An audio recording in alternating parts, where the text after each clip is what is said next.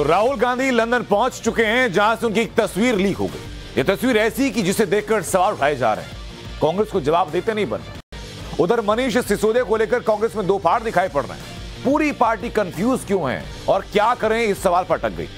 इधर नरेंद्र मोदी, जिन्होंने 3 और फ्रंट पर देश के लिए लड़ने की तैयारी शुरू कर दी, वो फ्रंट क्या है? राहुल की तस्वीर को लेकर सवाल क्यों है? सवाल पब्लिक का में आज यही है हमारी पहली एक्सक्लूसिव रिपोर्ट।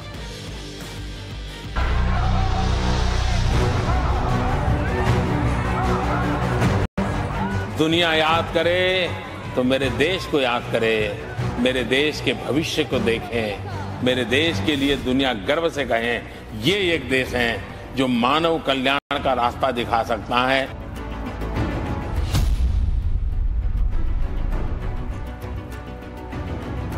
सत्याग्रह का मतलब सत्ता के रास्ते को कभी मत छोड़ो।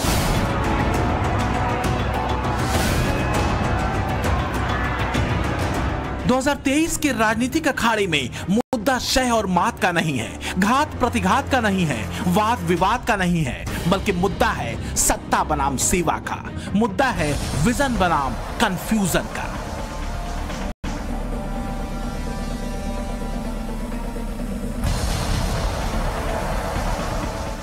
दो 2024 के समर से पहले कांग्रेस अपनी भूमिका लिख रही है। विपक्ष की दूसरी पार्टियां नए साथी खोज रही हैं।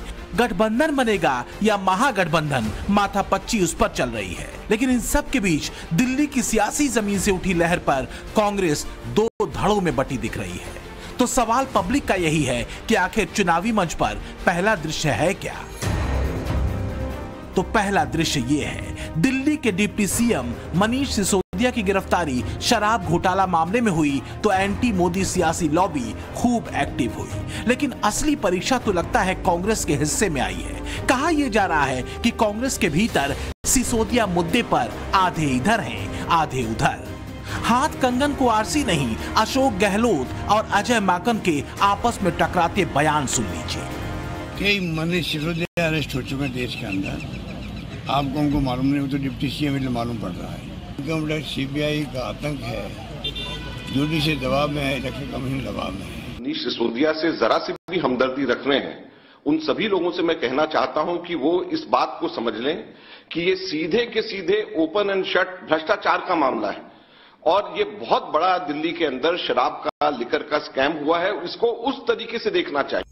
तो क्या विरोधाभास और खेमेबाजी के जिस भंवर में कांग्रेस के डूबरे उतराने की बात कही जाती है, सिसोदिया के मुद्दे पर वही विरोधाभास, वही खेमेबाजी एक बार फिर उजागर हो रही है? और क्या एक बार फिर कांग्रेस में राहुल बनाम खड़गे की लाइन आपस में एक दूसरे को काट रही है? दरअसल सूत्र ये बताते हैं कि राहुल गांधी 2024 में कांग्रेस की राजनीति के लिए आम आदमी पार्टी, टीएमसी, बीआरएस और सपा जैसी पार्टियों को मुफीद नहीं मानते हैं। यही वजह है कि अजय माकन जैसे नेता लगातार सीधे तौर पर सिसोदिया की गिरफ्तारी का विरोध करने वालों को नसीहत देते हुए नजर आ रहे हैं। लेकिन ये बात साफ है कि कांग्रेस में दो गुट है, एक राहुल गांधी का और दूसरा मल्लिकार्जुन खड़गे का, और दोनों में टकराव न सिर्फ मनीष सिसोदिया की गिरफ्तारी को लेकर भी है, बल्कि 2024 में विपक्षी पार्टियों के साथ गठबंधन को भी लेकर।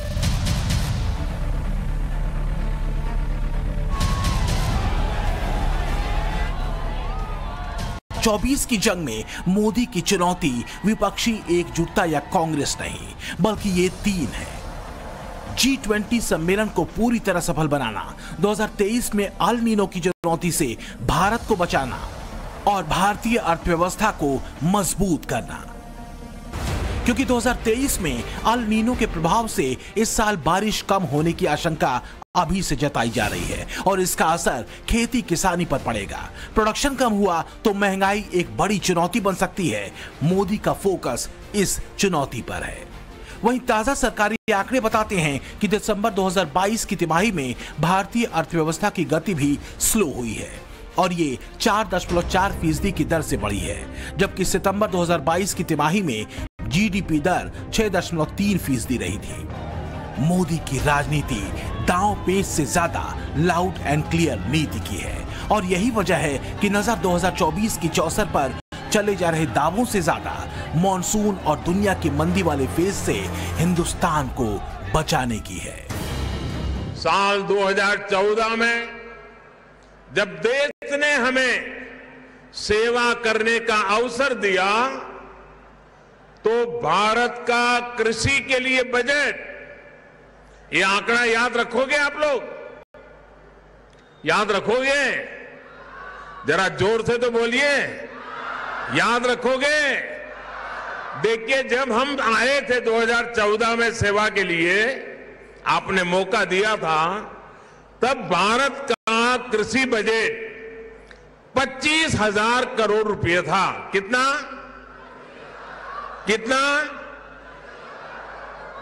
इस वर्ष हमारा कृषि बजट 1,25,000 करोड़ रुपए से ज्यादा है, यानी 5 गुना ज्यादा बढ़ोतरी हुई है। मोदी के सटीक तर्क और चुनौतियों से सतर्क पक्ष के आगे कांग्रेस वाला विपक्ष बस विरोध वाला दिखता है, जिसमें तथ्यों से ज्यादा आरोपों पर जोर है, जो मोदी के राजनीतिक कल्ट के सामने उसे कमजोर करता है।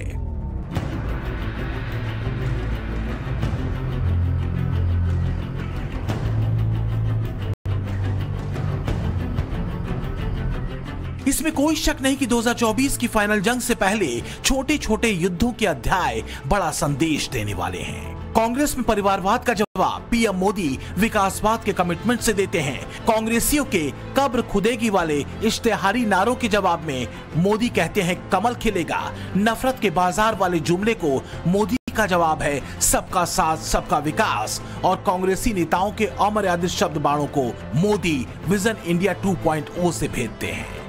विरोधाभासों से भरी कांग्रेस इसी वजह से पीएम मोदी के लिए कोई चुनौती नजर नहीं आती, जबकि दूसरी तरफ पीएम मोदी का 2024 का विजन क्लियर है और पीएम मोदी 2024 की जंग विजन के इसी फ्रेम में सेट करके लड़ना और जीतना चाहते हैं। ऐसा लगता है कि 2024 में पीएम मोदी के सामने विपक्ष चुनौती नहीं, बल्कि ये है कि 2023 की दहलीज में देश जिस तरह से खड़ा है और दूसरी तरफ दुनिया भर के जो देश हैं वो आर्थिक तंगी से गुजर रहे हैं, वहीं भारत एक नए स्वरूप में नजर आ रहा है, जो कि है न्यू इंडिया का वर्जन 2.0। 2024 में मोदी के हाथ से सत्ता छीनने निकले राहुल गांधी फिलहाल तपस्वी की वेशभूषा छोड़ चुके हैं। राहुल गांधी एक अलग लुक और अंदाज के साथ ब्रिटेन में हैं। वो ब्रिटेन जिसे इकोनॉमी दौड़ में पछाड़कर भारत ने उसका स्थान हासिल किया है, और ये मोदी राज में ही हुआ है। हालत यह है कि ब्रिटेन में टमाटर के दाम कुछ ही दिनों में 400% से ज्यादा महंगे हो गए हैं। टमाटर का दाम 5 यूरो से अब सीधे 20 यूरो पर पहुंच गया है। आर्थिक मंदी से जूझते ब्रिटेन की तरह ही हाल अमेरिका का भी है, जहां आर्थिक मंदी से निपटने के लिए ब्रेकफास्ट को स्किप करने के सुझाव दिए जा रहे हैं। लेकिन इस सब के बीच अगर उम्मीद की कोई लकीर है तो वो हिंदुस्तान है। ये इसलिए मुमकिन हुआ है क्योंकि मोदी के लिए देश के चुनाव से ज्यादा अहम है देश हित के लिए सही रास्ते का चुनाव। दुनिया याद करे तो मेरे देश को याद करे, मेरे देश के भविष्य को देखें, मेरे देश के लिए दुनिया गर्व से कहें ये एक देश है जो मानव कल्याण का रास्ता दिखा सकता है। विश्व को संकटों से बाहर निकालने का सामर्थ्य इस धरती में है, ये दुनिया को पता चले। मोदी के हिंदुस्तान की आर्थिक उड़ान को लेकर दुनिया उम्मीदों से भरी है। मोदी के विजन और गवर्नेंस दोनों पर एतबार ही है कि इंटरनेशनल मॉनेटरी फंड 2023-24 में 6.1% की जीडीपी ग्रोथ के साथ भारत को टॉप पर रखता है। सारे विकसित देश इस रेस में भारत से नीचे हैं। इसी दौर में चीन 5.2%, अमेरिका 1.4%, जर्मनी 0.1%, जापान 1.8%, तो रूस की जीडीपी 0.3% की रफ्तार से बढ़ने का अनुमान है। मोदी की राजनीति और कांग्रेस की नीति का फर्क दिखता है, और कांग्रेस के भीतर की असल कमान इन तस्वीरों में रिफ्लेक्ट होती है। जहां रायपुर अधिवेशन में प्रियंका के स्वागत में कांग्रेसियों ने गुलाब की पंखुड़ियां बिछा दी, तो वहीं कांग्रेस अध्यक्ष के बजाय सोनिया को लगे छाते पर भी बीजेपी ने खूब चुटकी ली। धूप थी, जो भी सब खड़े थे उन सबको धूप लगना बहुत स्वाभाविक था, लेकिन धूप में वो छतरी का सौभाग्य कांग्रेस के सबसे बड़ी आयु वाले, सबसे सीनियर कांग्रेस के प्रमुख खड़गे जी के नसीब नहीं हुआ, बगल में किसी और के लिए छाता लगा गया था। ठोस तथ्यों और तर्कों से अलग कांग्रेस का एजेंडा बवाल काटने का है। मुंबई में स्टॉक एक्सचेंज के बाहर अडानी हिंडनबर्ग मुद्दे को लेकर कांग्रेसियों ने जमकर हंगामा किया। एक ट्रक पर पोस्टर लगाकर वही मंत्र जपा गया जो संसद में राहुल गांधी ने जपा था। मुंबई कांग्रेस अभी भी गौतम अडानी के खिलाफ प्रदर्शन कर रही है कि किस तरह से केंद्र में बैठी बीजेपी सरकार उनके समर्थन में है, और इसी को लेकर नेशनल स्टॉक एक्सचेंज के मुंबई दफ्तर के बाहर कांग्रेस का धरना था, जिसे रोकते हुए मुंबई पुलिस ने इस ट्रक के जो चालक हैं उसे और उसकी चाबी को अपने कब्जे में ले लिया है। इस पोस्टर के जरिए कांग्रेस जो है मैसेज देना चाहती है, जो कि प्रधानमंत्री मोदी और अडानी के बीच के अच्छे संबंधों को यहाँ पर दर्शात करने की कोशिश की गई है। पहले ही आप देख पाएंगे कि #गौतम दास लिखा गया है। कुछ दिनों पहले ही प्रधानमंत्री नरेंद्र मोदी के पिता का नाम गलत लेने को लेकर कांग्रेस के बड़े नेता ऑलरेडी काफी बड़ी कंट्रोवर्सी में घिरे थे। साफ दिखाया गया है कि किस तरह से सभी प्राइवेट का जो सरकारी कंपनियां हैं उसे अडानी के हाथ में दिया गया है, जिसमें एक स्कूटर आप देखेंगे कि किस तरह से भाजपा और अडानी उसे साथ साथ चला रहे हैं। 2024 के चुनावी मंच पर कांग्रेस का हाथ मुद्दों से खाली दिखता है। चाहे गठबंधन की बात हो या फिर मनीष सिसोदिया की गिरफ्तारी का मुद्दा, कांग्रेस के भीतर इन दोनों ही मुद्दों पर दो धड़े साफ दिखते हैं। तो फिर पब्लिक का सवाल ये कि क्या 2024 की जंग कांग्रेस के विरोधाभासी वर्जन कंफ्यूजन बनाम मोदी के विजन की होगी? गौरव श्रीवास्तव के साथ ब्यूरो रिपोर्ट, टाइम्स नाउ, नव भारत। तो आदित्यनाथ योगी ने आज कई मुद्दों पर क्लैरिटी दी थी। बाहुबली अतीक अहमद का परिवार जिसने योगी को चिट्ठी लिखी थी, उसका जवाब एक्शन में मिला। प्रयागराज में 48 घंटे पहले जहां अतीक की पत्नी और परिवार राइफल और तलवारों के बीच थे, वहां बुलडोजर पहुंचा और फिर जो हुआ पूरे देश ने देखा। सवाल पब्लिक का यह कि बुलडोजर वाले एक्शन के बाद अब क्या गाड़ी पलटने वाली?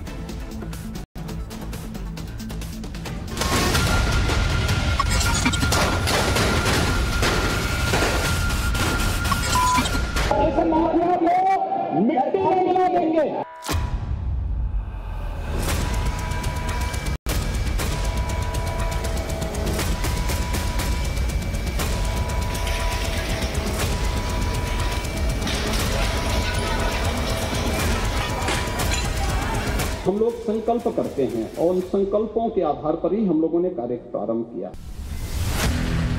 सूबे की कमान अगर सधे हुए कप्तान के हाथ में हो तो नतीजा क्या होता है, वो इन तस्वीरों को देखकर बखूबी समझा जा सकता है। 24 फरवरी को प्रयागराज में उमेश पाल की हत्या के अगले दिन योगी आदित्यनाथ ने सदन में शपथ ली कि माफिया अपराधियों को मिट्टी में मिला दूंगा। 5वें दिन नतीजा सामने है। 1 मार्च को बाहुबली अतीक अहमद के करीबी जफर अहमद के घर पर योगी का बुलडोजर चला। अतीक की पत्नी के घर को भी बुलडोजर से ध्वस्त किया गया। प्रयागराज विकास प्राधिकरण के बुलडोजर चलने से पहले पुलिस ने जफर अहमद के घर की तलाशी ली तो मौके से 2 राइफल और तलवार भी बरामद हुई। सवाल उठा कि इन हथियारों का इस्तेमाल भी कहीं उमेश पाल की हत्या में तो नहीं किया गया था। पप्पू नाम के एक शख्स को गिरफ्तार किया, हिरासत में लिया है। बताया ये जा रहा है कि पप्पू इस पूरे वारदात में शामिल शूटर मोहम्मद गुलाम का बेहद करीबी है। फिलहाल एसटीएफ की जो टीम है वो पप्पू से पूछताछ कर रही है और कहा यह जा रहा है, दावा यह किया जा रहा है कि उसके पास से कुछ अहम सुराग मिले हैं, अहम कुछ खुलासा हुआ है। तो निश्चित तौर पे जो छापेमारी के साथ साथ जो कार्रवाई का दायरा है वो लगातार बढ़ता जा रहा है। पुलिस को इस बात की आशंका है कि जो शूटर है, जो वारदात में शामिल रहे हैं, वो नेपाल भाग सकते हैं। लिहाजा नेपाल के जो समीपवर्ती जो सीमावर्ती जो जिले हैं वहां पर अब जो पुलिस ने चौकसी बढ़ा दी है और कहा यह जा रहा है कि अगले 24 से 48 घंटों के दौरान कुछ अहम खुलासे हो सकते हैं। जफर अहमद के घर पर रेड में पुलिस प्रशासन को एक पोस्टर भी मिला है जिसमें अतीक अहमद के साथ एआईएमआईएम के चीफ असदुद्दीन ओवैसी की फोटो लगी है। हालांकि ये पोस्टर 2022 का है, लेकिन सवाल पब्लिक का ये है कि आखिर अतीक अहमद का एआईएमआईएम के चीफ असदुद्दीन ओवैसी से क्या कनेक्शन है। अभी तक आपने देखा कि 24 फरवरी को उमेश पाल की हत्या के बाद जिस जफर के घर पर शूटर्स की अतीक की पत्नी से मीटिंग हुई, योगी की पुलिस ने उस घर पर बुलडोजर चला दिया। एफआईआर में नामजद आरोपी शाइस्ता के घर पर भी एक्शन हुआ और योगी आदित्यनाथ का एक कमिटमेंट पूरा हुआ।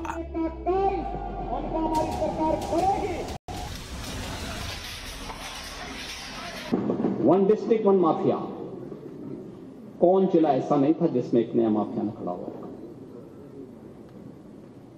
कौन जिला था?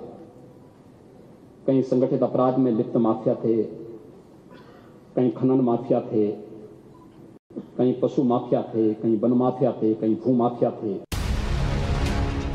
प्रयागराज गोलीकांड के बाद अतीक एंड फैमिली की कुंडली एक बार फिर खुली है। अतीक एंड फैमिली का जो क्राइम कनेक्शन सामने आया है, उसका नेक्स्ट चैप्टर है अतीक का बेटा असद, जो शूटआउट के वक्त गोली चला रहा था, जमाने को अपनी विरासत की धमक सुना रहा था, लेकिन इस वक्त वो भागा भागा फिर रहा है। प्रयागराज पुलिस और एसटीएफ ने उसके लखनऊ के यूनिवर्सल अपार्टमेंट वाले घर पर छापा मारा, जहां असद तो नहीं मिला, लेकिन उसकी कुछ इंफॉर्मेशन पुलिस को जरूर मिली और 2 लग्जरी कारें भी बरामद की गई। माफिया अतीक अहमद के बेटे और 50,000 के इनामी बदमाश असद को दबोचने के लिए यूपी पुलिस ने धरपकड़ तेज कर दी है। लखनऊ के महानगर में यूनिवर्सल अपार्टमेंट में छापेमारी इसी का नतीजा है। 202 नंबर दूसरा तल, जहां पर अतीक अहमद का फ्लैट था, देखिए ये वो फ्लैट है। यहां पर यूपी एसटीएफ और प्रयागराज पुलिस की यूनिट ने रेड डाली है, अपार्टमेंट की तलाशी ली है। जो जानकारी मिली है यूपी एसटीएफ को, उसके मुताबिक यहां पर 24 तारीख की रात में कुछ लोग निकले हैं। इस संभावना से इंकार नहीं किया जा सकता कि घटना को अंजाम देने के बाद कुछ लोग यहां पर पहुंचे हों और उसके बाद यहां से वो किसी सुरक्षित और महफूज ठिकाने की ओर चले गए हों। अब सवाल उठता है कि अतीक का बेटा असद कहां गायब है? क्या वो यूपी या फिर देश से बाहर निकल चुका है? एक और सनसनीखेज सवाल वो ये कि क्या प्रयागराज हत्याकांड को अतीक और मुख्तार ने मिलकर अंजाम दिया? पुलिस सूत्रों के मुताबिक अतीक अहमद का बेटा असद नेपाल भागने के फिराक में है। उसका साथी गुड्डू मुस्लिम का स्ट्रांग नेटवर्क है। गुड्डू मुस्लिम का मुख्तार अंसारी के भाई से अच्छा नाता है। सोर्सेज ये बता रहे हैं कि उमेश पाल हत्याकांड को भले ही अतीक एंड सन्स ने अंजाम दिया हो, लेकिन आरोपियों की इलाके से सेफ एग्जिट की जो जिम्मेदारी थी वो मुख्तार गैंग को सौंपी गई थी। और इस थ्योरी को इस बात से भी मजबूती मिलती है क्योंकि मुख्तार के भाई ने पिछले दिनों बरेली और लखनऊ जेल में अतीक अहमद के भाई और उसके बेटे से मुलाकात की थी। बहरहाल एजेंसियां अलर्ट मोड पर हैं। यूपी पुलिस नेपाल बॉर्डर से बिहार तक दबिश दे रही है। प्रयागराज हत्याकांड के दोनों प्लान के तार सुलझा रही है। एसटीएफ और बाकी एजेंसियां मुख्तार और अतीक के इस रूट को डिकोड करने में जुटी हैं। प्रयागराज हत्याकांड के बाद की पूरी टाइमलाइन पर अगर आप गौर करें तो यह करीब करीब साफ हो जाता है कि महज 6 दिन के भीतर योगी आदित्यनाथ ने कमिटमेंट को बहुत हद तक पूरा कर दिया है। 24 फरवरी को प्रयागराज में राजू पाल हत्याकांड के मुख्य गवाह उमेश पाल और उसके गनर की हत्या के अगले दिन योगी ने माफिया को मिट्टी में मिलाने की कसम खाई थी। एसटीएफ को जिम्मेदारी सौंपी। 48 घंटे के भीतर एसटीएफ के ऑपरेशन शूटआउट का आरोपी अरबाज ढेर कर दिया गया। 27 फरवरी को हत्याकांड के आरोपियों पर 50,000 रुपए का इनाम रखा गया। इसके बाद आरोपियों की तस्वीरें भी वायरल होने लगी। समाजवादी पार्टी के मुखिया अखिलेश यादव के साथ आरोपी सदाकत और गुलाम की फोटो भी दिखी, जिस पर योगी आदित्यनाथ ने आज चुटकी ली। कल मैं देख रहा था पूरे टेलीविजन रंगे हुए थे प्रयागराज की घटना को लेकर के। पूरी घटना का जो साजिश करता है उसकी फोटो वायरल हो रही थी।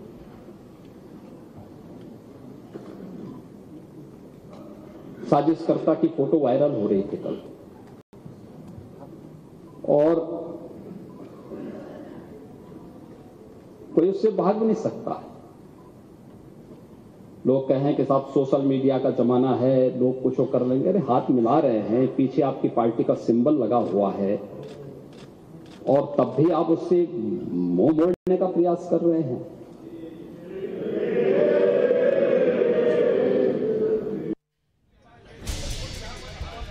पुलिस जैसे जैसे उमेश पाल हत्याकांड की साजिशों के तार सुलझा रही है, अतीक एंड फैमिली दहशत के मारे कांप उठी है।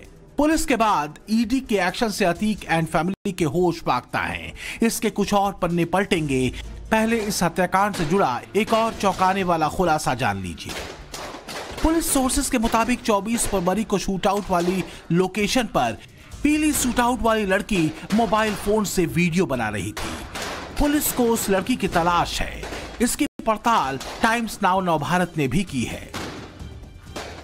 उमेश पाल की जो गाड़ी है वो एक क्रेटा कार यहाँ पे रुकती है और उसके बाद पीछे से जो बदमाश हैं वो आते हैं और उनके ऊपर ताबड़तोड़ फायरिंग करते हैं। और उन्हीं बदमाशों में से एक जो बदमाश है वो इस इलेक्ट्रिक की दुकान में छिपा हुआ था और यहाँ से निकलता है और वो गोलियां दागना शुरू करता है। तो दूसरा बदमाश जो है वो यहीं पर बम चला रहा था। और इन सब के बीच में जो लोग थे, जो आसपास के लोग थे, जो गाड़ियां इधर से गुजर रही थी, वो यहाँ से चंद कदमों की दूरी पर रुक जाती है। बहुत से ऐसे भी लोग होते हैं जो गाड़ी छोड़कर फरार हो जाते हैं। और इन सब के बीच में तभी एक लड़की अपने साथी के साथ आगे आती है।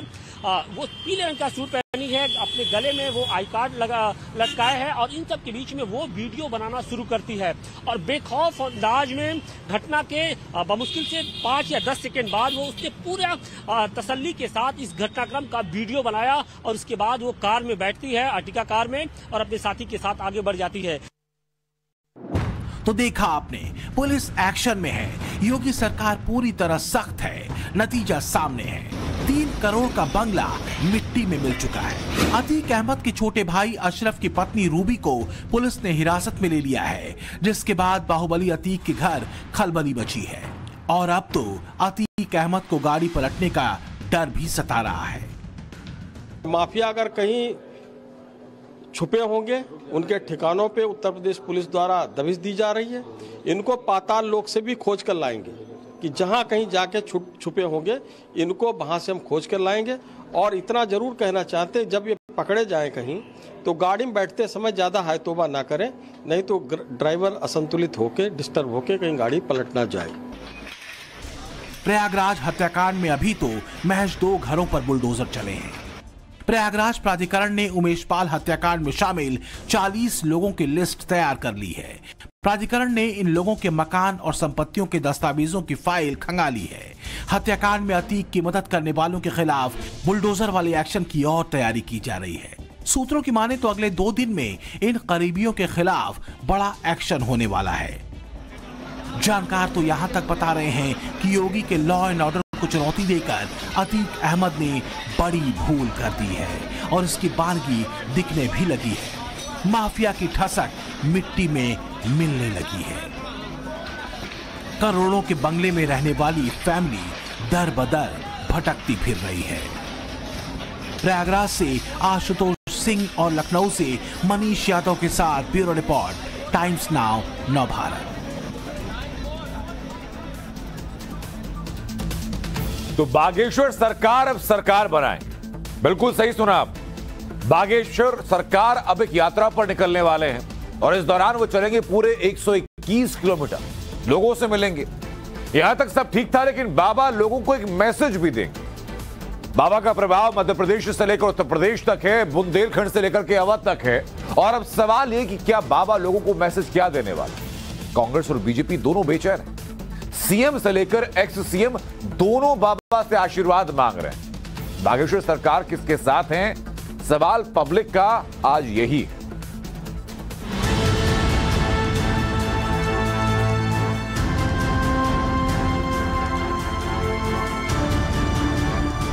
मैं नरेंद्र दामोदर दास मोदी, मैं अमित अनिल चंद्र शाह, मैं शिवराज सिंह चौहान, मैं अरविंद केजरीवाल, मैं सुखबीर सिंह सुखू, भारत के संविधान के प्रति, भारत के संविधान के प्रति, भारत के संविधान के प्रति, भारत के संविधान के प्रति, भारत के संविधान के प्रति सच्ची श्रद्धा और निष्ठा रखूंगा।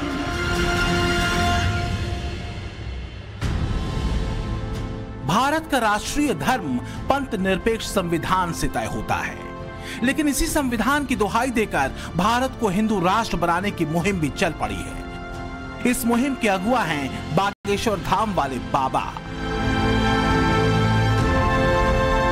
इन दिनों मध्य प्रदेश के टीकमगढ़ में श्री रामचरित्र चर्चा कर रहे धीरेन्द्र कृष्ण शास्त्री ने हिंदू राष्ट्र की अपनी इसी मुहिम के बीच एक ऐसा ऐलान कर दिया है जिसकी गूंज मध्य प्रदेश की राजनीति तक सुनाई पड़ गई होगी। बागेश्वर धाम सरकार एक पैदल यात्रा निकालने जा रहे हैं। ये यात्रा बागेश्वर धाम से ओरछा यानी राम राजा दरबार तक की होगी। ये यात्रा करीब 121 किलोमीटर की होगी। खंड था, कितने टुकड़े नहीं भाई, पहले तो इस पर बात करें। कितने टुकड़े नहीं भाई और किन किन को हमने देश नहीं दिया। अब एक हिंदुस्तान को हिंदुओं को दे दो उसका। और हम ये नहीं कह रहे कि आप भगो, हमें सिखों भी चाहिए, मुस्लिम भी चाहिए, ईसाई भी चाहिए। हमारे हिंदू राष्ट्र में सब रहेंगे क्योंकि हमारा हिंदू राष्ट्र कल्प वृक्ष होगा जिसकी छाया में सब बैठे। अभी कुछ हफ्ते पहले तक एक यात्रा कांग्रेस सांसद राहुल गांधी भी निकाल रहे थे। पिछले साल नवंबर में राहुल गांधी की यात्रा जब मध्य प्रदेश की धरती पर थी तब राहुल गांधी ने हिंदुत्व का चोला ओढ़ा था।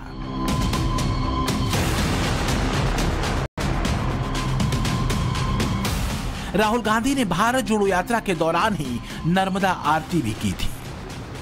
महाकाल को साष्टांग प्रणाम किया था। मध्य प्रदेश की धरती पर ही राहुल ने पहली बार कहा था कि मैं यात्रा नहीं तपस्या कर रहा हूं। मेरे साइड से ये मेरी जिम्मेदारी है और एक तरह से मेरी तपस्या है। अब जब एक पैदल यात्रा धीरेन्द्र कृष्ण शास्त्री निकालने जा रहे हैं तो इसकी वजह और इसकी टाइमिंग दोनों पर राजनीति की नजरें टिकी हुई हैं। दावे के मुताबिक अपनी यात्रा से समाज को जोड़ने चले हैं धीरेन्द्र कृष्ण शास्त्री, लेकिन यह सब होगा एमपी के विधानसभा चुनावों के पहले। वैसे धीरेन्द्र कृष्ण शास्त्री अपनी यात्रा निकाले उसके पहले ही मध्य प्रदेश के मुख्यमंत्री शिवराज सिंह चौहान और पूर्व मुख्यमंत्री कमलनाथ दोनों बागेश्वर धाम सरकार के दरबार में हाजिरी लगा चुके हैं।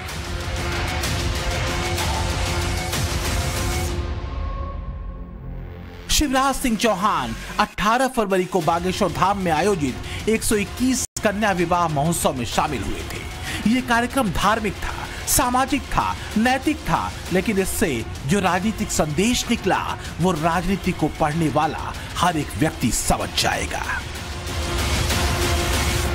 आंख में देखो भाई, हम किसी पार्टी के नहीं है, ये बात तो दिमाग से निकाल देना।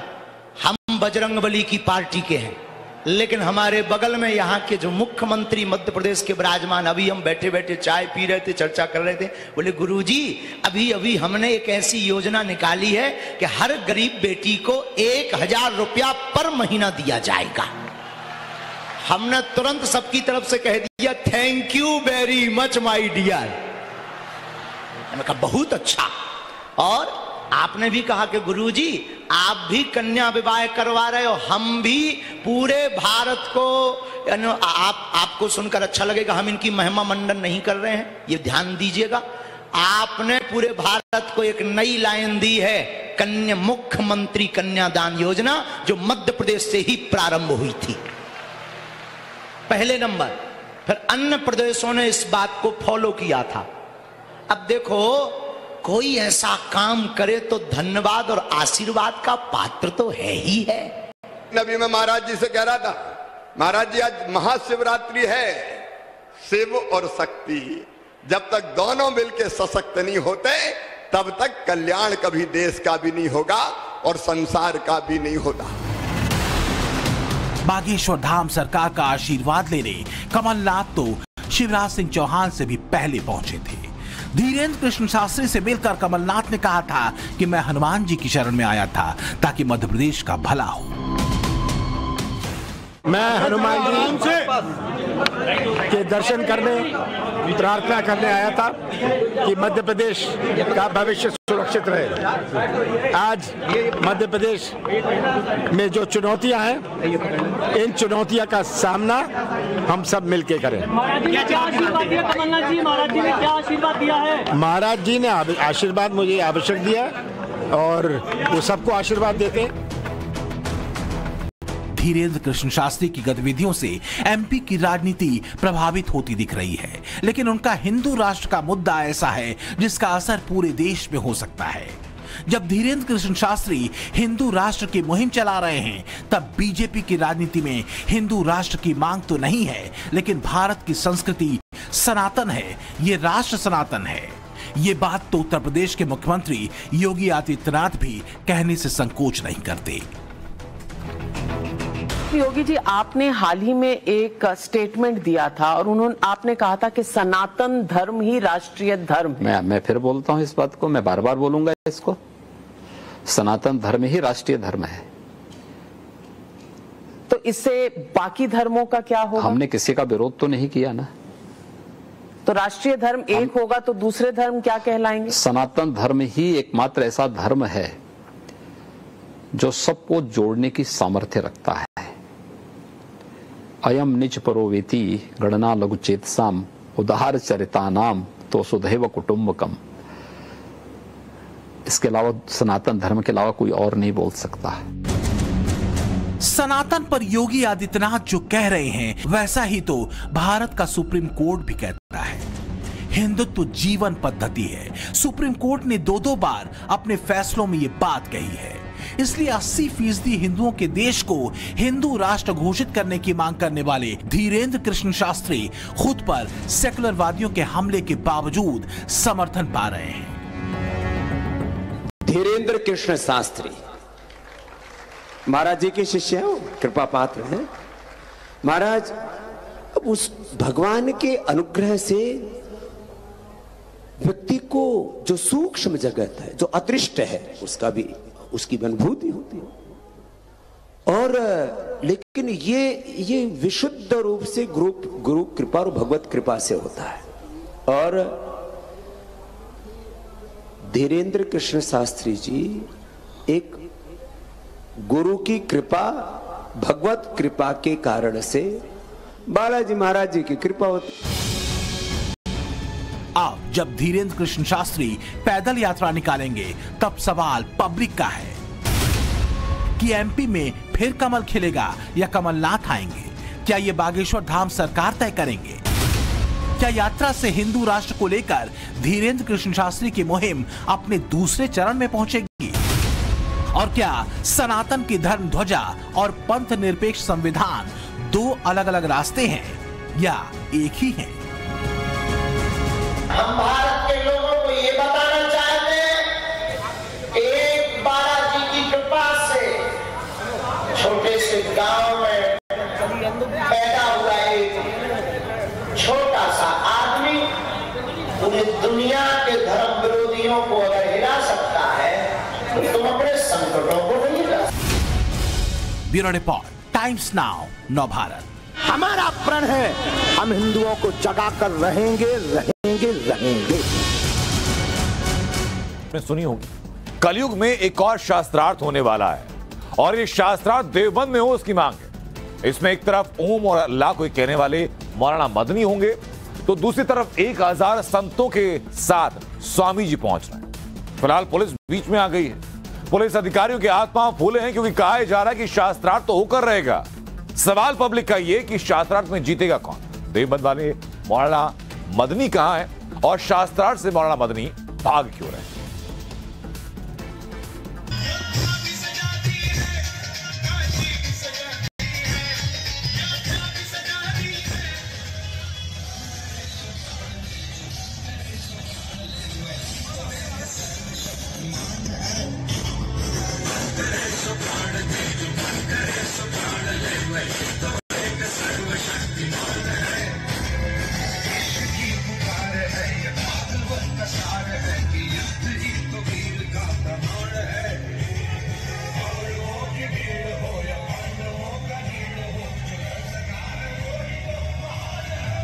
सबसे पहले मनु ने ओम की इबादत की है।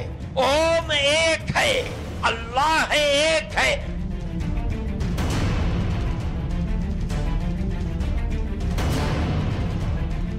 को चुनौती देते हुए कि मदनी आपने जो कुछ कहा है ये शास्त्रों के खिलाफ कहा है।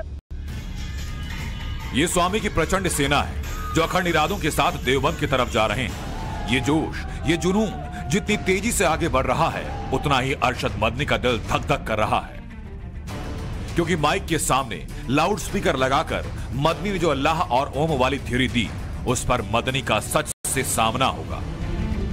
षड्यंत्र के अंतर्गत सनातन धर्म के खिलाफ, हमारे देवी देवताओं के खिलाफ जो बातें कही हैं वे शास्त्र सम्मत नहीं है, मर्यादा के विपरीत है, इतिहास के बिल्कुल विपरीत है। तो उसकी बात को चुनौती देते हुए कि मदनी आपने जो कुछ कहा है ये शास्त्रों के खिलाफ कहा है, और इसी बात को देखते हुए हमने उसको शास्त्रार्थ की चुनौती दी है।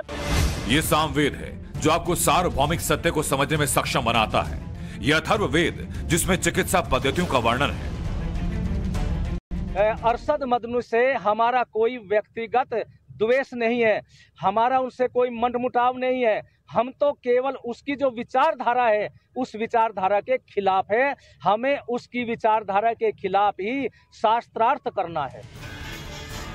एक हाथ में झंडा और एजेंडा एक। मौलाना अरशद मदनी को अपनी थ्योरी का साइंटिफिक, आध्यात्मिक, ऐतिहासिक और पौराणिक तर्कों के साथ जवाब देना। इसके लिए स्वामी की सेना ने ज्ञान वॉर के तरीके को चुना, शास्त्रार्थ को चुना। वो शास्त्रार्थ जिसका हिंदुस्तान के दर्शन में हजारों साल पुराना इतिहास है। वैदिक काल में जिसके जरिए किसी गूढ़ विषय के असली अर्थ पर दो विद्वान चर्चा करते थे। अब की बार स्वामी यशवीर महाराज निकले हैं शास्त्रार्थ करने मौलाना अरशद मदनी से, जो इस्लाम के बड़े विद्वान। मौलाना अरशद मदनी जो इस्लाम के बड़े स्कॉलर, जिनकी एक एक बात पर हिंदुस्तान के मुसलमान आंख बंद करके विश्वास करते हैं।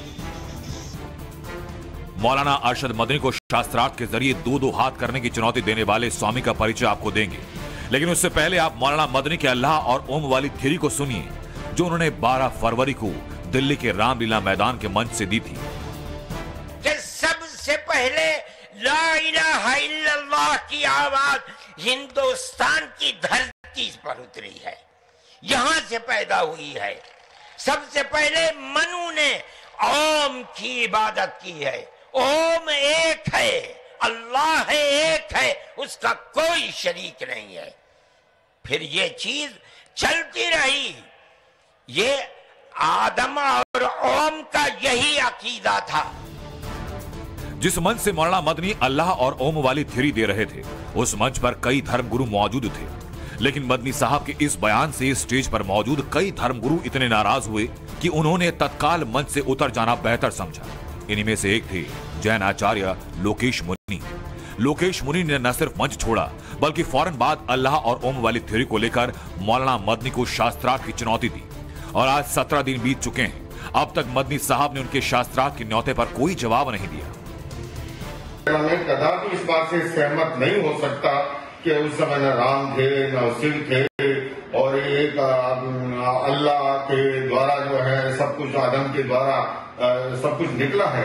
जबकि हमारी सनातन परंपरा बहुत प्राचीन परंपरा है। हमारा जैन बौद्ध धर्म जो है अति प्राचीन ये परंपरा रही है, ये निर्विवाद रूप से माना जाता है ना। तो ऐसे के अंदर मैं अरशद मदनी साहब को बड़े अदब के साथ आज भी मैं उनके बुलावे का इंतजार कर रहा हूँ। स्वामी यशवीर महाराज डंके की चोट पर डीजे के शोर में मदनी के पास जा रहे हैं, मदनी को हर तरीके से चुनौती दे रहे हैं, लेकिन मदनी की तरफ से कोई जवाब नहीं आया। इस वक्त हम लोग देवबंद में मौलाना महमूद मदनी जी के घर के सामने मौजूद हैं। महमूद मदनी जी के अल्लाह और ओम की थ्योरी पर पूरे देश में एक बहस छिड़ी हुई है। इस बहस पर कई जातियों के लोगों ने उनसे साथ करने की अपनी इच्छा जताई है। मैं तो बहस करना चाहते हैं आपसे सर, उसके बारे में सर बता दीजिए सर आपके अल्लाह और ओम वाले न अरशद मदनी बोल रहे हैं और ना ही उनके भतीजे और जमीयत उलेमा हिंद के महासचिव मौलाना महमूद मदनी। हिंदुस्तान में अब नहीं चलेगा कि कोई हिंदू देवी देवताओं पर कुछ भी बोल दे, ट्वीट कर दे, लेकिन जब बात सबूत की होगी तो पीछे हट जाए। अब उन्हें शास्त्रार्थ करना होगा। सवाल ये कि स्वामी जी जब यहां हैं तो मदनी साहब कहां? स्वामी यशवीर महाराज से लेकर आचार्य लोकेश मुनि बार बार जिस शास्त्रार्थ का जिक्र कर रहे हैं, वो आज की 5G जनरेशन को शायद पता ना। शास्त्रार्थ का शाब्दिक अर्थ, शास्त्र का अर्थ। इनमें 2 या 2 से ज्यादा विद्वान किसी गूढ़ विषय के असली अर्थ पर चर्चा करते हैं। इसमें निर्णय पर पहुंचने के लिए वाद विवाद होता है। वैदिक काल में ज्ञान अपनी चरम सीमा पर था उस काल में शास्त्रार्थ का मकसद ज्ञान की वृद्धि था। कुछ लोग शास्त्रार्थ और डिबेट को एक ही चीज मानते हैं, लेकिन सही मायने में दोनों में बड़ा फर्क है। शास्त्रार्थ विशेष नियमों के तहत होता है, ऐसे नियम जिनसे सत्य और असत्य का निर्णय होने में आसानी हो सके, जबकि डिबेट में ऐसे कोई नियम नहीं होते।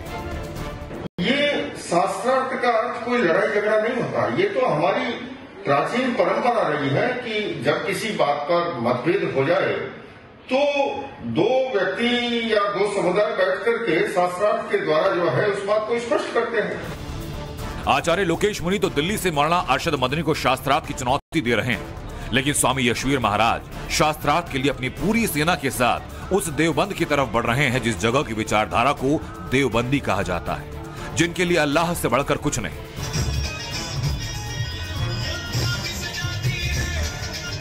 स्वामी जी के योग साधना यशवीर आश्रम की तरफ से दारुल उलूम देवबंद को बाकायदा पहले 9 सवाल भेजे गए, जिन सवालों पर मदनी साहब से शास्त्रार्थ करना है। सवाल नंबर 1, अगर अल्लाह और ओम एक है तो क्या आप ओम को स्वीकार करते हैं? सवाल नंबर 2, क्या आप मानते हैं कि आपके पूर्वज मनु महाराज थे? सवाल नंबर 3, आपने कहा कि मनु अल्लाह की इबादत करते हैं, ये किस ग्रंथ में लिखा है? सवाल नंबर 4, क्या आपने वेदों में अल्लाह के विषय में पढ़ा है? सवाल नंबर 5, इस्लाम मजहब की आयु कितनी है? सवाल नंबर 6, इस्लाम मजहब की उत्पत्ति अरब में हुई या भारत में, स्पष्ट करें। सवाल नंबर 7, क्या 1400 साल पहले कहीं भी इस्लाम मजहब का वर्णन मिलता है? सवाल नंबर 8, क्या दुनिया में इस्लाम मजहब का प्रचार प्रसार तलवार के बल पर नहीं हुआ? सवाल नंबर 9, क्या देश का बंटवारा मजहब के नाम पर नहीं हुआ? लेकिन जिस तरह मदनी साहब अब तक आचार्य लोकेश मुनि से शास्त्रार्थ करने से बच रहे हैं, ऐसे में सवाल यह कि आखिर मदनी साहब बच क्यों रहे? जिस स्वामी यशपाल महाराज ने उन्हें शास्त्रार्थ की चुनौती दी, वो सैकड़ों मुसलमानों की घर वापसी करा चुके हैं और मदनी साहब इस घर वापसी के खिलाफ हैं। ऐसे में कहीं डर ये तो नहीं सता रहा कि अगर वो शास्त्रार्थ में हार गए तो स्वामी जी उनकी भी घर वापसी करा देंगे, क्योंकि दुनिया जानती है कि सनातन धर्म करोड़ों साल पुराना है, जबकि इस्लाम 1400 साल पहले आया। Bureau report, times now Bharat.